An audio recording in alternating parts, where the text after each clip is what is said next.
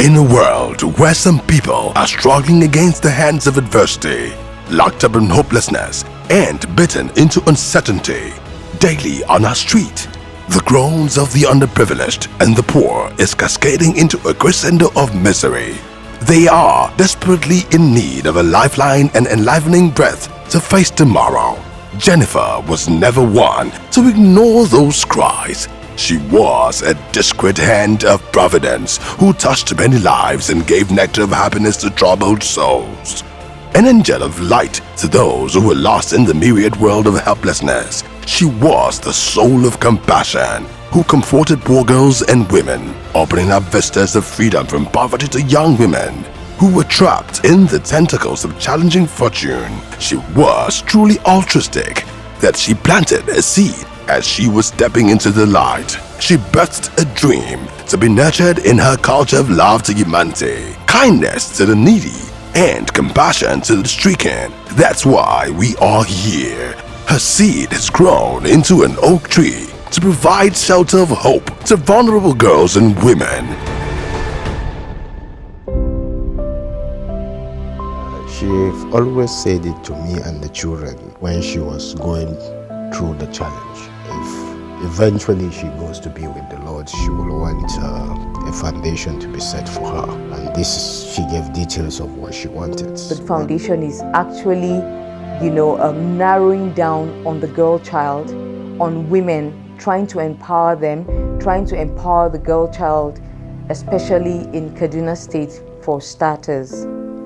She wanted hospitals to be built, which caters for modern child and a full diagnostic center for breast cancer and for cervical cancer. And because she suffered from breast cancer, she doesn't want women to go through the pains she have gone through. It just showed her heartbeat, and then with cancer and all, I think she just wanted more people to be helped. Oh, definitely, this foundation reflects who she was and also her heartbeat. As a foundation, I, as a person, actually also scouted and still is scouting for girls that are underprivileged and unable to pay for their education. And right now in Kaduna, we're working with the school, Christ Ambassadors College. It's like a miracle, and it was just out of this world to get a call saying someone is trying to help out children, even willing to sponsor them for, till they finish, providing for uniforms and their books, and it's beyond here.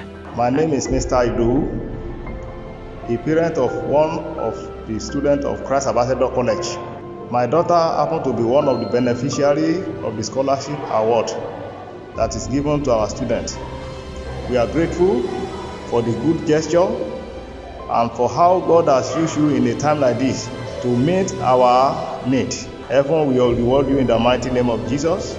And it's such a big relief to these families. Many of the children are doing outstandingly well, and this is going to be a big boost to their educational career.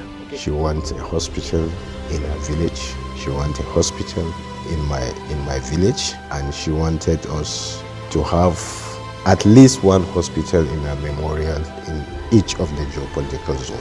And her reason is beyond people that are in the city, who is talking about the woman in the rural area. And I remember stories like, while she was even battling on her sick bed, you would see her respond to messages or ask people around to respond to messages of people who she had made a commitment to make a payment for an education, for healthcare, or for some random need. I was a girl with dreams, but no means. My parents had many of us, but couldn't afford to raise me. So I did what I had to do. I sold my body. But one night, a couple stopped by me. The wife, Mrs. Jennifer, picked me up, fed me, clothed me, and sent me back to school. God used that to change my life. Today, I am married with children and I have never gone back to the streets again. It's because one woman cared enough to stop for me. You know, it's a different thing when you come out and say, I want to do a foundation. I want people to know that I give. I want people to know that I love. I want people to know that this is who I am. And it's also a totally different thing when you do that by nature. When you start from your immediate sphere of influence, when you reach out to girls that you see around you who are not schooled, girls you see around you who seem to be disadvantaged, and you step out in your own way personally to be of help to them. She goes out for those that don't have anything. She's always there to help them, always helpful. When she have left, her wealth, funds that she have, her jewelry that she have said those should be converted and put into her foundation. No, the foundation is just formalizing what she's been doing for many, many years quietly. So I believe that as the foundation grows bigger, more lives will be touched. Yes, and she'll be happy wherever she is to see it touching lives. Ladies and gentlemen, I present to you the Jennifer Etuh Foundation.